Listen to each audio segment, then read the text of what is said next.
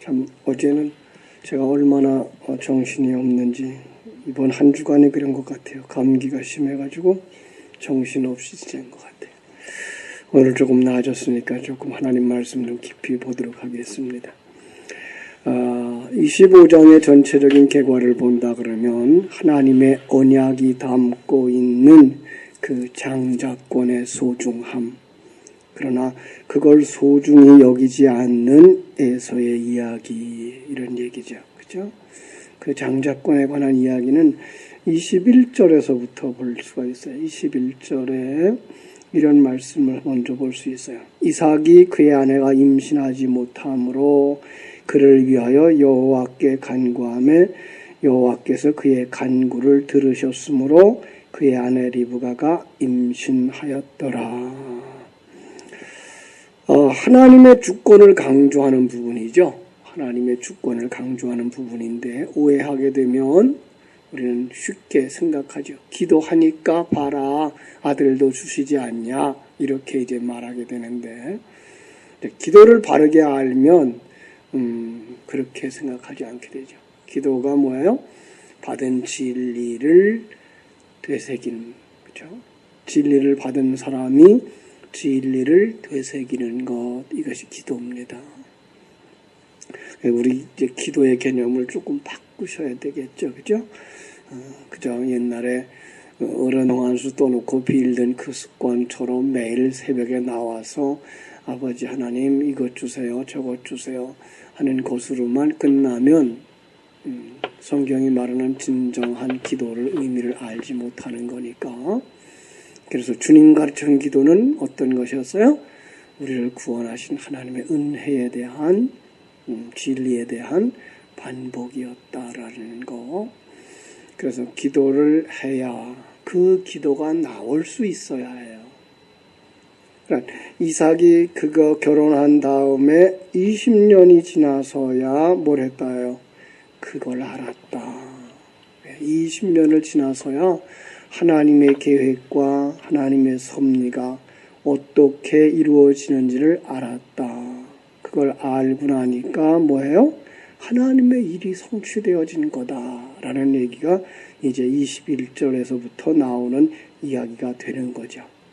그러니까 진리의 자식은 어떻게 태어난다? 내가 진리를 받고 그 진리를 되새김질 함으로써, 그렇습니다.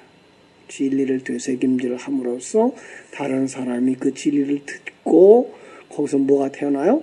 또다시 하나님의 백성이 태어나는 거. 그런 면에서 이제 이런 또 오해하는 기도 하나 가르쳐 드릴게요. 에스겔서 36절 한번 볼까요? 구약성경 에스겔서 36장 32절.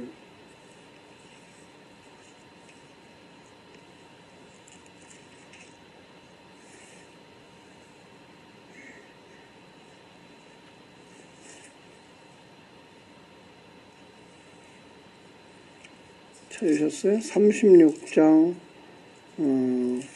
32절에서부터 37절까지 같이 한번 읽어보겠습니다. 36장 32절에서부터 36절까지. 주 여호와의 말씀이니라. 내가 이렇게 행함은 너희를 위함이 아닌 줄 너희가 알리라. 이스라엘 족속아, 너희 행위로 말미암아 부끄러워하고 한탄할지어다. 주 여호와께서 이같이 말씀하셨느니라. 내가 너희를 모든 죄악에서 정결하게 하는 날에 성읍들의 사람이 거주하게 하며 황폐한 것이 건축되게 할 것인즉, 전에는 지나가는 자의 눈에 황폐하게 보이던 그 황폐한 땅이 장차 경작이 될지라. 사람이 이르기를 이 땅이 황폐하더니 이제는 에덴 동산같이 되었고 황량하고 적막하고 무너진 성읍들이 성벽과 주민이 있다 하리니, 너희 사방에 있는 남은 이방 사람이 나 여호와가 무너진 곳을 건축하며 황폐한 자리에 심은 줄을 알리라. 나 여호와가 말하였으니 이루리라. 나 주 여호와께서 이같이 말씀하셨느니라. 그래도 이스라엘 족속이 이같이 자기들에게 이루어 주기를 내게 구하여야 할지라. 내가 그들의 수요를 양떼같이 많아지게 하되 제사 드릴 때 제사드릴 양떼 곧 예루살렘이 정한 절기의 양무리 같이 황폐한 성읍을 사람의 때로 채우리라. 그런즉 그들이 나를 여호와인 줄 알리라 하셨느니라. 아멘. 이 말씀 속에 37절, 이제 32절부터 36절까지는 이스라엘이 회복되게 할 거다라고 말씀하면서 그걸 그래도 뭐 해야 된다고요? 내게 구하여야 할지라. 그래도 이스라엘 족속이 이같이 자기들에게 이루어 주기를 내게 구하여야 할지라. 문자와 역사적 관점 속에서만 보면 이 말은 뭐죠? 이스라엘이 회복되어지는 역사도 성도들, 이스라엘 백성들의 기도가 있어야만 했다라는 얘기가 돼요. 그 맞습니다. 그 당시의 상황으로는 이스라엘 백성들이 그렇게 구하였고 그리고 그렇게 결과가 이루어졌습니다. 그러나 그 일이 그걸로만 끝난다면 여러분과 무슨 상관이 있겠습니까? 이 말을 통하여 우리에게 주시고자 하시는 것, 예루살렘의 회복, 이거는 새 사람이 온전히 회복되어지는 것이죠. 우리는 하늘 백성이기 때문에 하나님의 백성으로 온전히 회복되어지는 것, 그 일을 위해서 뭐 해야 된다고요? 기도해야 된다고요. 그런데 그 기도가 뭐라고요? 회복되게 해주세요만 하는 기도가 아니라 그 안에 하나님의 뜻을 깨달아 알고 하나님의 뜻대로 이루어지기를 원합니다 라는 그 진리의 고백이 나와야 할지니라 라는 말씀이에요. 그러니까 기도에 대한 관점을 이제 바꿔 가셔야 돼요. 물론 지금 우리가 하나님 앞에 구하고 싶은 것들을 다 구하세요. 하박국의 기도처럼 내가 이런 걸 봤어요. 이런 일을 당했어요. 지금 이렇게 어려워요. 이렇게 힘들어요. 우리 자녀들이 이렇게 됐으면 좋겠어요. 라고 하는 기도 하세요. 그거 하지 말란 말 아닙니다. 그러나 거기서 그치지 마시고 한 걸음 더 나아가서 이런 환경을 주신 하나님의 뜻이 어디에 있는지 알게 해주세요.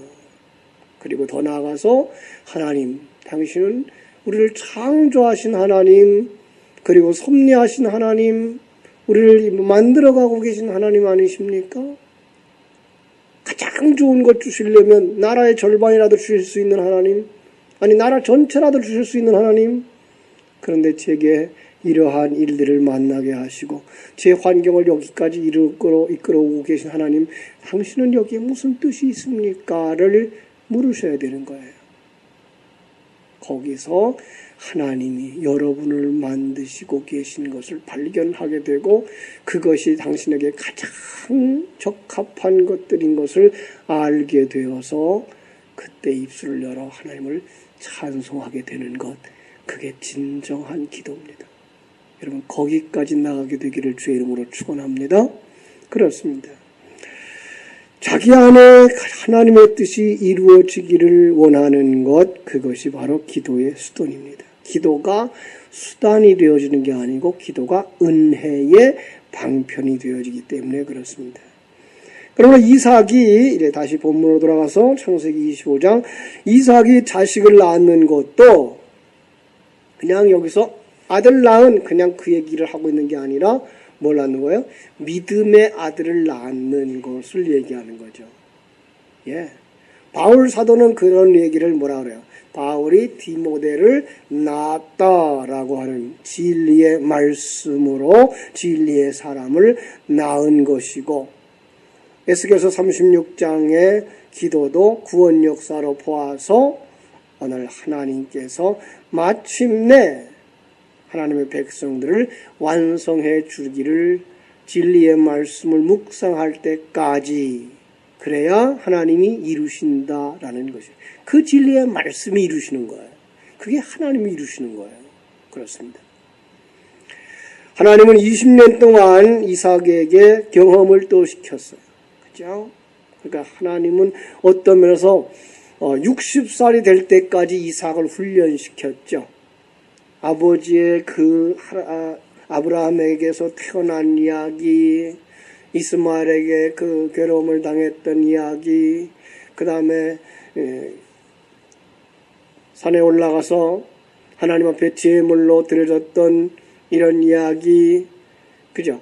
그리고 마지막에 또 자기에게 아내를 준비해서 주신 하나님의 사건들을 다 경험하면서 마침내 누구를 알게 됐다는 거예요?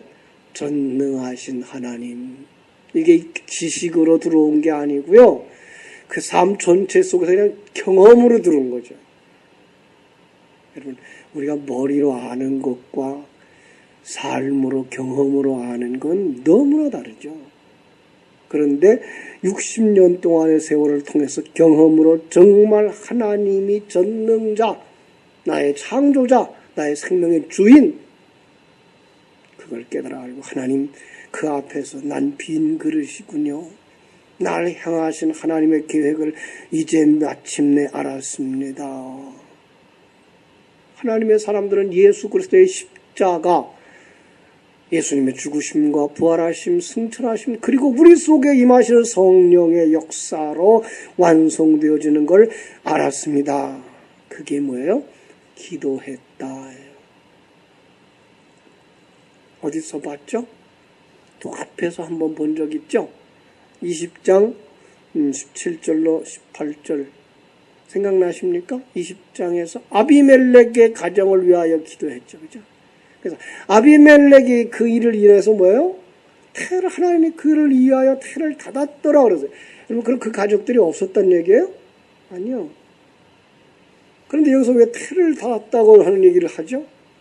그들에게는 이제까지 믿음의 자손이 나오지 않았다. 그런데 아브라함이 그들을 위하여서 기도하며 뭐예요? 더 쉬운 얘기로 말하면 전능하신 하나님과 그리고 하나님의 섭리와 진리에 대한 것을 그들에게 하나하나 이야기해 주니 그들이 그 속에서 깨닫고 뭐가 나오기 시작했어요? 믿음의 자손이 나오기 시작했다라는 얘기가 되는 거예요. 그렇습니다. 그 속에서 이삭이 하나님 앞에 기도하죠. 하나님, 내게 주신 약속, 아버지에게 주신 약속, 그게 어떻게, 언제 성취됩니까를 물으면서 기도했고, 아브라함의 뜻을, 그리고 아버지의 뜻을, 그리고 하나님의 뜻을 깨달아 알자 뭐 했다는 거예요?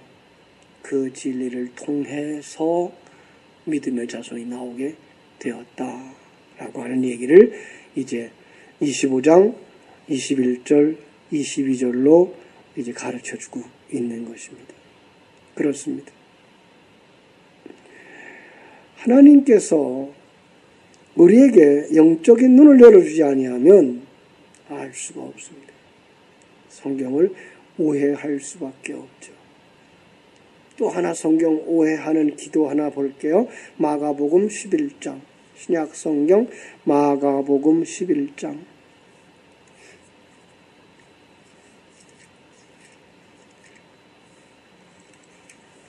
마가복음 11장 23절에서 25절 말씀. 마가복음 11장 23절에서 25절 말씀. 내가 진실로 너에게 이르노니 누구든지 이 산더러 들려 바다에 던져지라 하며 그 말하는 것이 이루어질 줄을 믿고 마음에 의심하지 아니하면 그대로 되리라. 그러므로 내가 너희에게 말하노니 무엇이든지 기도하고 구하는 것은 받은 줄로 믿으라. 그리하면 너희에게 그대로 되리라. 소속 기도할 때에 아무에게나 허물이가 있거든 용서하라. 그리하여야 하늘에 계신 너희 아버지께서도 너희 허물을 사하여 주시리라. 야, 이 기도도 우리 얼마나 많이 이 사실과 맞지 않아요? 그죠? 여러분들에게 어떤 믿음이 있으면, 그죠? 겨자씨만한 믿음만 있어도 뭐 한다고요? 이 산더러 명하여 바다에 던지우라 하면 그것이 그대로 이루어지리라. 여러분, 그 기도 얼마나 많이 했어요? 그랬더니 산이 움직였어요? 산이 움직여요. 여기에 있는 컵이 움직여요. 컵 하나도 안 움직이죠. 그럼 하나님 거짓말쟁이에요? 아니면 우리가 그만한 믿음도 없다는 얘기예요? 아니에요. 여기 이 산더러 할 때에 이 산은 어떤 산인지 아세요? 그 산은 당시 예루살렘 성전이 있던 산, 다시 말하면 성전을 가리키는 거예요. 그 성전은 뭘 상징하고 있었죠? 율법을 상징하고 있었던 거예요. 그러니까 이 믿음이 있는 자들은 율법적 삶을 벗어던질 수 있다라는 얘기예요. 이 율법, 그 진리의 말씀을 주야로 묵상하면 우리 앞에서 뭐가 없어져요? 율법적 삶과 율법적 가치관이 없어지는 거죠. 이게 이 산을 명하여 바다에 던지는 거예요. 이미 이 진리를 묵상하고 진리를 그 되새김질하게 되면 뭐 할 수 있다는 거예요? 우리 앞에 있는 산, 그건 이미 무너진 거예요. 그 산이 뭔지 이사야서 40장에 가면 조금 더 자세하게 볼 수 있어요. 이사야서 40장 조금 좀 어렵지만 찾아보세요. 이사야서 40장 4절 5절 우리 잘 아는 말씀들이에요. 다. 그런데 오해하고 있어서 그렇지. 4절 5절 골짜기마다 도두어지며 산마다 언덕마다 낮아지며 고르지 아니한 곳이 평탄하게 되며 험한 곳이 평지가 될 것이라. 여호와의 영광이 나타나고 모든 육체가 그것을 함께 보리라. 이는 여호와의 입이 말씀하셨느니라. 예수 그리스도의 십자가로 율법의 산이 반다에 던져진 거예요. 기도하면 다 들어지고 다 이루어진다가 아니고, 기도하면 우리가 어떤 삶이 돼요? 율법적이고 세속적인 인과응보의 그런 계산만이 아니라 하나님의 은혜가 깨달아지고 진리가 깨달아지고 복음이 깨달아져서 율법적인 삶들을 던져버리는 이런, 그래서 우리의 그 앞길이 뭐가 돼요? 평탄한 길이 된다. 이게 형통하게 되려려 합력하여 선을 이룬다고 하는 그것이죠. 그렇습니다.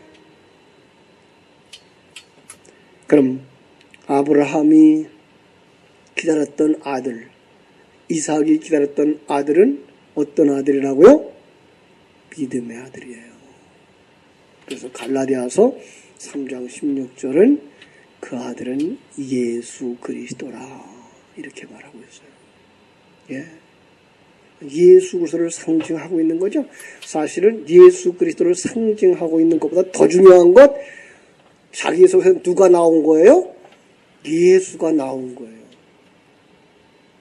여러분 속에 누가 나와야 돼요? 예수가 나와야 돼요. 새 사람의 완성, 그게 누구예요? 예수 그리스도예요. 예. 우리 속에서 하나님인 예수가 나온다는 얘기가 아니고 새 생명 들어와서 그게 완성되어서 완전히 예수와 같은 삶을 추구하는 삶. 뭐예요? 하나님의 말씀이면 완전히 순종해서 자기가 조금도 드러나지 않는 그런 존재로 나온다가 바로 예수를 기다렸다는 얘기고, 그 예수를 낳았다라고 하는 얘기를 하는 거죠. 그렇습니다. 그래서 창세기 25장 도로 돌아가면 25절에서 그런 말씀이 나와요. 22절 그 아들들이 그의 태 속에서 서로 싸우는지라. 그가 이르되 이럴 경우에 내가 어찌할꼬 하고 가서 여호와께 묻자오되. 23절 여호와께서 그에게 이르시되 두 국민이 네 태중에 있구나. 두 민족이 네 복중에서부터 나누이리라. 이 족속이 저 족속보다 강하겠고 큰 자가 어린 자를 섬기리라. 자, 여기서 어제 제가 얘기를 잘못했죠. 그죠? 두 민족이 있는 건 맞아요. 복중에서. 그런데 이 족속이 저 족속보다 강하겠고, 여기에 이 족속은 어떤 족속일 것 같아요? 세상적으로 그냥 말해버리면 누가 더 강해졌죠? 에서가 강해졌죠. 그러나 그걸 강하다고 말하지 않고 성경은 야곱을 더 강한 자로 말해요. 더군다나 그 앞에 큰 자가 어린 자를 섬길 것이라. 여기 어린 자가 누굴 것 같아요? 야곱이죠. 야곱은 작은 자가 되어줘야 되죠. 그리고 하나님은 우리들에게 누가 되라 그래요? 작은 자가 되라 그러죠. 어린아이 같이 되지 아니하면 천국에 들어가지 못한다고 하잖아요. 그렇습니다. 이런 진리를 알고 우리가 성경을 보아갈 수 있어야 되는 거죠. 그걸 갖다가 이제 어제 그 두 민족이 한 사람 한 복중에 있는 이야기, 그 태중에서부터 아니 창세전부터 선택되었다라고 하는 얘기를 로마서 9장 얘기를 통해서 살펴봤고, 로마서 9장 그 19절에서부터 24절까지는 토기장이가 진흙으로 뭘 만들어요? 귀하게 쓸 그릇도 만들고 천하게 쓸 그릇도 만들 권한이 없겠느냐. 그래서 우리들은 언제부터 결정되어진 거예요? 창세전부터. 자, 또 이제 오해하시면 창세전 그러면 언제 생각해요? 세상이 만들어지기 전 그 시간만 생각하시죠? 근데 우리는 조금 더 눈을 떠서 뭐예요? 시공의 세계 밖에서. 그죠? 시공의 세계 밖에서요. 그러면 오늘도 이 세상에 태어나게 어떤 것이 존재하기 전의 시간, 그건 뭐예요? 창세 전이 돼요. 예. 왜냐하면 시공이라고 하는 이 작은 공간이 들어왔을 때에만 시간의 개념이 있지, 시공 밖에는 언제? 1만 년 전이나 어제나 오늘이 한날이란 말이에요. 왜냐하면 거기는 시간의 개념이 없으니까. 그러니까 거기서 우리가 이 땅에 들어오면 나는 뭔지 존재하는 존재예요? 창세 전에 한 존재예요. 네. 얼른 안 보일 거예요. 그런데 이제 반복해서 보면 창세전 존재라는 게 바로 어머니 복중에 생겨지기 전에가 바로 창세전이 돼요. 왜냐하면 그 세계는 영적인 세계 속에서 육의 세계로 들어오는 시간이기 때문에 그렇습니다. 그냥 우리는 이제까지 시간적인 개념만 있어가지고 하나님이 창세전에 우리를 택하셨다, 창세전에 우리를 만드셨다 그러면 그럼 우리는 그동안에 어디 있었어? 이 생각하죠. 그죠? 그런데 시간과 공간 세계 밖에는 천년 만년이 한 시간이에요. 동시대예요. 그래서 그걸 아시면 우리가 이 땅에 태어나기 전에가 바로 창세전이 돼요. 예. 오늘 이제 점점 깨우쳐질 거예요. 조금 어렵지만 그것을 믿고 가시면 돼요.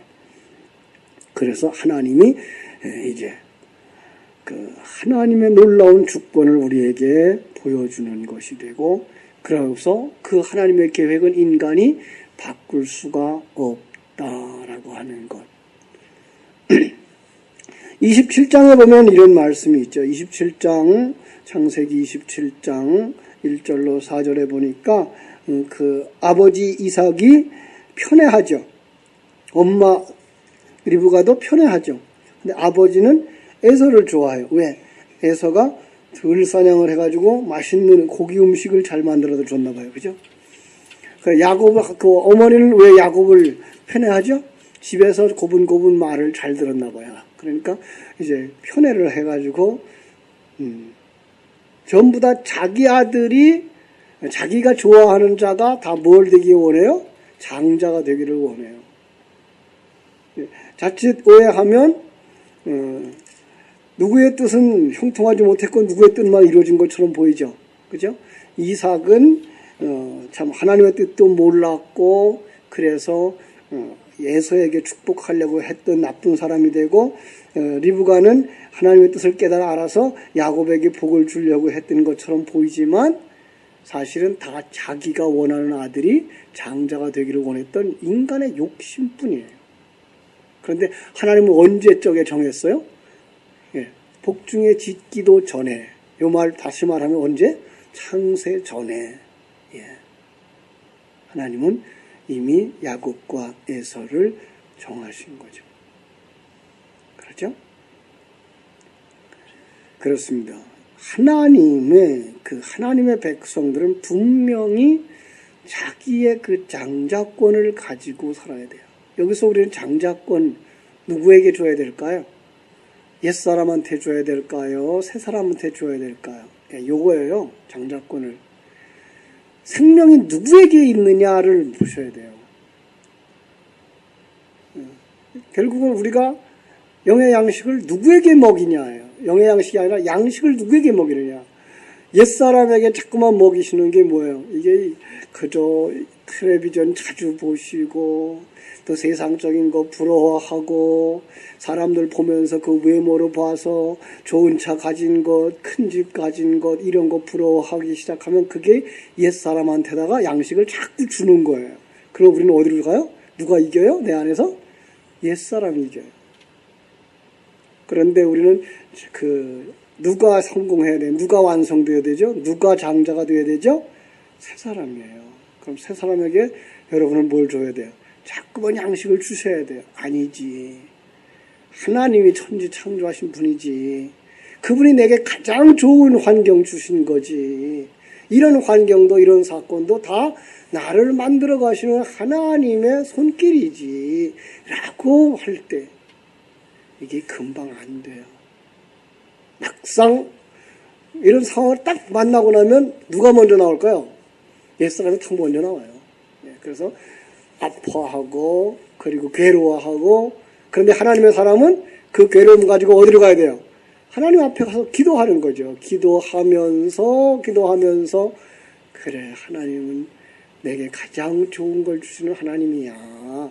여기로 가서 온유한 자로 가는 거죠. 그죠? 마음의 평정함을 다시 찾고 그런 환경 속에서도 결코 연약해지지 아니하는 자로 살아가는 것. 그게 우리에게 뭐가 필요한 거예요? 영의 양식이 필요한 거예요. 그래서 갈급한 자가 된 거예요. 이 하나님의 생명의 양식이 없으면 난 또 질 뻔했어요. 하나님 정말 내게 생명의 양식을 주세요. 하나님의 의의가 덮여지지 않으면요, 난 또 하나님 미워하고 하나님 떠나고 불의한 자가 될 뻔했어요. 내가 의에 줄이고 목마른 자가 되게 해주세요. 라고 기도하게 되는 거죠. 예.